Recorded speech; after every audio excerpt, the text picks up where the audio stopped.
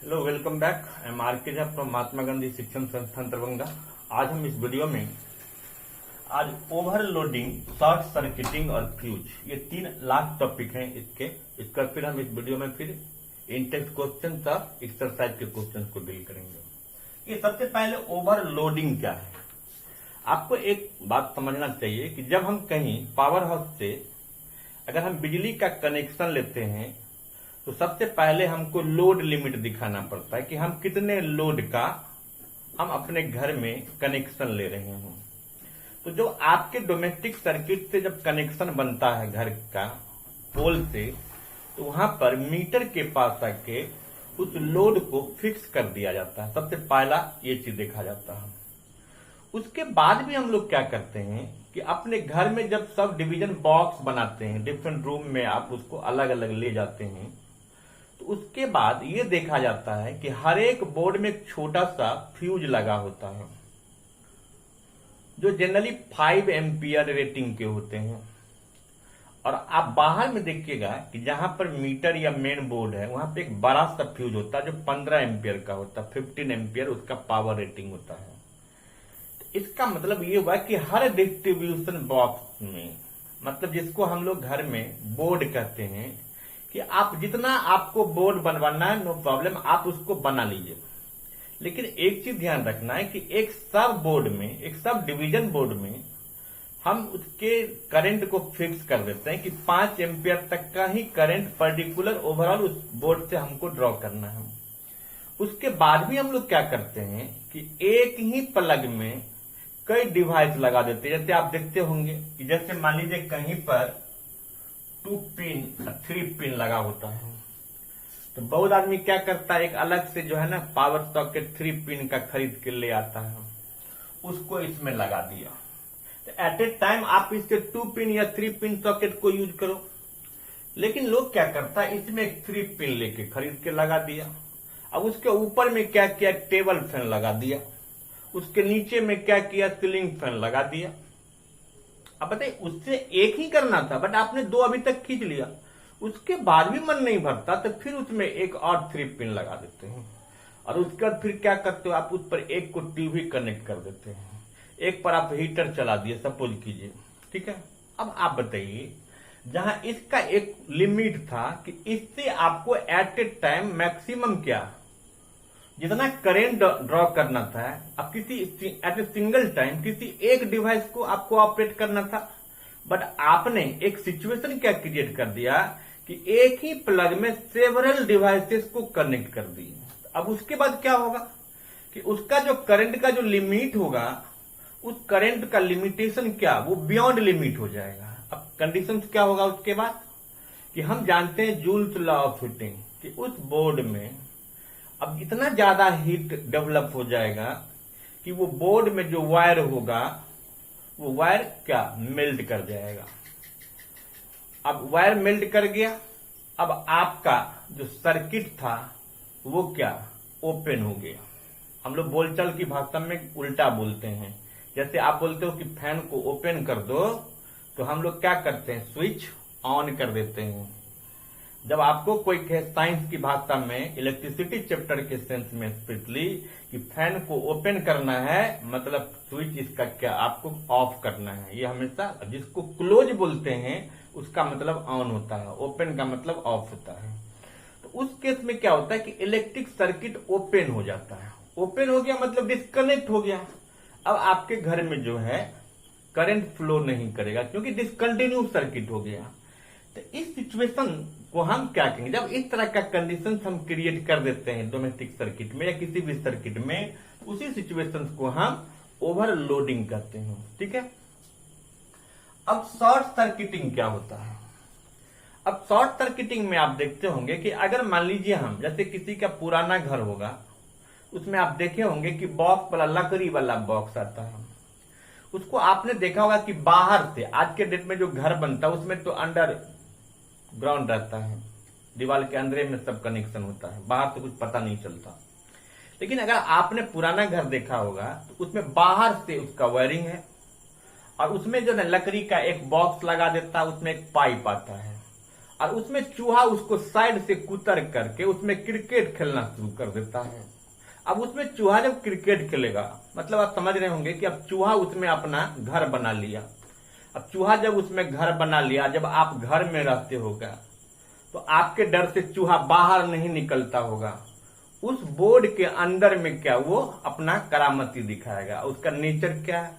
अब उसके अंदर में जितने भी वायर होंगे सबको वो कुतरेगा। अब कुतरेगा, ऊपर से वो जंप करेगा, डांस करेगा। तो डांस करने के बाद जितने भी, और इससे पहले में भी आपने देखा था कि डोमेस्टिक सर्किट में लाइव और न्यूट्रल वायर है, जिसको हम पॉजिटिव और नेगेटिव वायर करते हैं। तो जब वो में भी ऐसा केस बन सकता है कि वो दोनों लाइव और न्यूट्रल वायर क्या at a time direct contact में आ जाएगा। जब एक ही पॉइंट पर जब दोनों कनेक्ट हो जाएगा तो उस पॉइंट पर क्या टू मच हीट जनरेट हो जाएगा। अब टू मच हीट जनरेट होने के बाद उसके ऊपर में प्लास्टिक का इंसुलेशन दिया हुआ है, उस हीट से क्या होगा, प्लास्टिक जो है मेल्ट कर जाएगा। और उसके बाद जितना टू मच हीट होगा तो वो एक स्पार्किंग भी करेगा। और उसके पास अगर कोई कंबस्टेबल सब्सटेंस होगा तो नो डाउट वो कंबस्टेबल सब्सटेंस उस फायर को क्या करेगा, उस स्पार्क को क्या करेगा, कैच करेगा और उससे कोई बड़ी हादसा हो सकती है, जिसको हम फायर एक्सीडेंट भी कर सकते हैं। दूसरा, आपने ये भी देखा होगा कि अगर मान लीजिए हम ऐसे कहीं कोई वायर को लेके चले जाते हैं, जो बाद में हम उसको कहीं, हमें सपोज कीजिए बाहर में हमको एक बॉल टांगना है, बल्ब। अब बल्ब, इलेक्ट्रिक बल्ब को टांगना है तो आप पहले से कनेक्शन नहीं था तो हम लोग क्या करते हैं, 2 पिन लगा के उसको ऐसे छोड़ देते हैं। अब वो 2-4 साल हो गया और कभी हम उसकी हालचाल नहीं लेते। अब 2-4 साल में आप अंदाज लगा लो कि उसको हीट भी, धूप भी मिलता है। बरसात के सीजन में क्या पानी भी मिलता है, ठंडा के सीजन में वो लो टेम्परेचर में रहता है।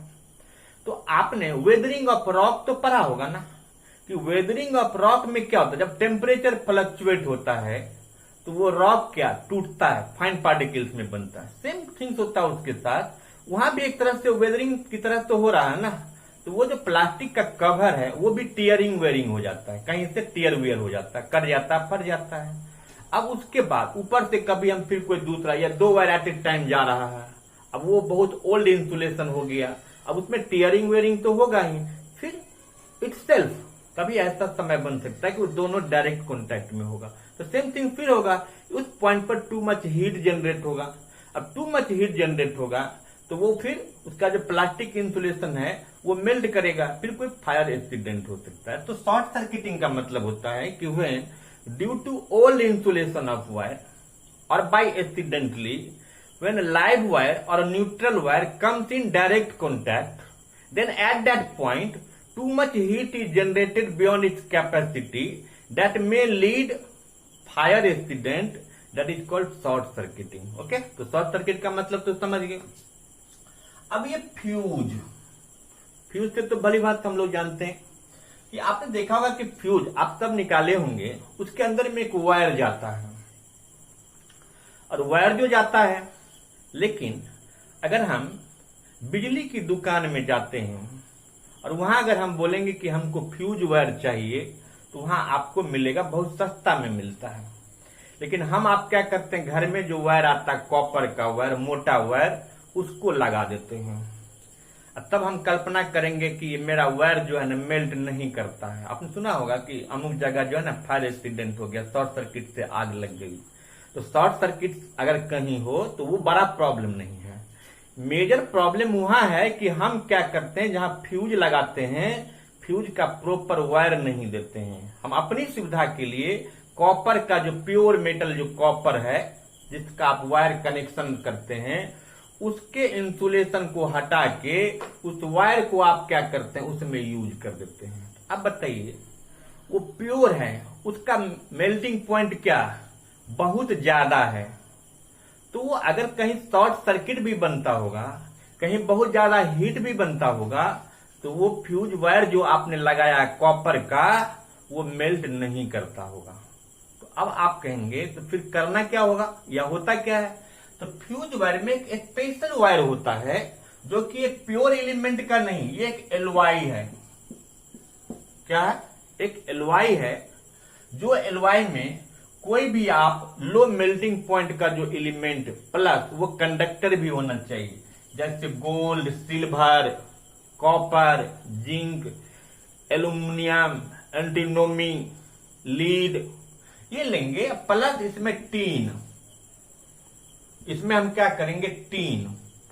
तो टीन 62% होता है इसमें, और बाकी जो प्योर एलिमेंट हम दे रहे हैं ये 38% होता है। दोनों को मिला के ये एलवाई तैयार होता है, एक स्पेशल वायर बनता है जिस वायर का इस्तेमाल हमको फ्यूज में करना है। ठीक है, अब ये जो दोनों को मिला के जो भी आपने सिल्वर लिया, गोल्ड लिया, जिंक लिया, कॉपर लिया, लीड लिया, जो भी लिया उससे नहीं मतलब है, लेकिन इन सबको मिला के, लेकिन उसमें टीन का होना मैंडेटरी है। तो जब टीन के साथ उसको मिला के जो एलवाई तैयार किया जाएगा वो एक एलवाई होमोजीनियस होगा और वो लो मेल्टिंग पॉइंट का बनेगा। और according to Joule's law of heating हम जानते हैं कि जब शॉर्ट सर्किट होता है तो उस समय भी तो क्या हीटिंग इफेक्ट तो बहुत ज्यादा हो गया। अगर मान लीजिए हम यहां पर इसका नहीं देख के कोई दूसरा चीज का दे दिए जिसका मेल्टिंग पॉइंट बहुत ज्यादा है, तो ये डिस्कनेक्ट ओपन नहीं होगा।